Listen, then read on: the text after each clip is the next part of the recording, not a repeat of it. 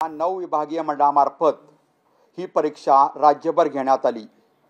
यामध्ये विज्ञान शाखा, कला शाखा, वाणिज्य शाखा, व्यावसायिक अभ्यासक्रम आणि त्याचबरोबर ITI या शाखांसाठी एकूण नियमित विद्यार्थी 14,33,371 या विद्यार्थ्यांनी प्रत्यक्ष नोंदणी केली होती आणि या 14,33,371 नियमित विद्यार्थ्यांपैकी 14,23,970 विद्यार्थी प्रत्यक्ष परीक्षेस प्रविष्ट झाले आणि त्यापैकी 13,29,684 विद्यार्थी या परीक्षेत यश मिळवून उत्तीर्ण झालेले आहेत आणि उत्तीर्णतेची टक्केवारी नियमित विद्यार्थ्यांची ही 93.37% इतकी आहे।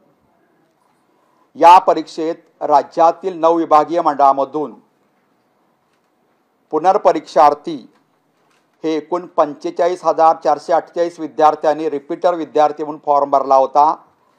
त्यापैकी म्हणजे रजिस्टर झाले होते, त्यापैकी प्रत्यक्ष 45,083 विद्यार्थी प्रत्यक्ष परीक्षेस प्रविष्ट झाले आणि त्यापैकी 22,463 पुनर्परीक्षार्थी या परीक्षेमध्ये यशस्वी झाले म्हणजे उत्तीर्ण झाले आणि या पुनर्परीक्षार्थ्यांची म्हणजे रिपीटर विद्यार्थ्यांची उत्तीर्ण टक्केवारी ही 49.82% इतकी आहे। खाजगी विद्यार्थी म्हणून नोंदणी केलेल्या म्हणजे आपण त्याला 17 नंबर विद्यार्थी म्हणतो, जे आउटसाइडर बसतात, तसे एकूण विद्यार्थी होते 41,362 एवढ्या विद्यार्थ्यांनी नोंदणी केली होती।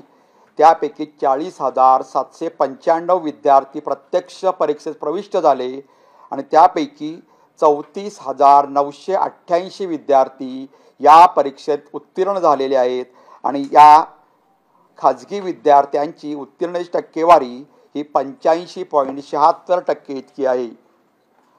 या परीक्षेत राज्यातील 9 विभागीय मंडळामधून एकूण 7,032 दिव्यांग विद्यार्थी या परीक्षेस नोंदणी केली होती। त्यापैकी 6,986 दिव्यांग विद्यार्थी या परीक्षेस प्रत्यक्ष प्रविष्ट झाले आणि त्यापैकी 6,581 दिव्यांग विद्यार्थी उत्तीर्ण झाले आणि दिव्यांग विद्यार्थ्यांची उत्तीर्णतेची टक्केवारी 94.20% आहेत।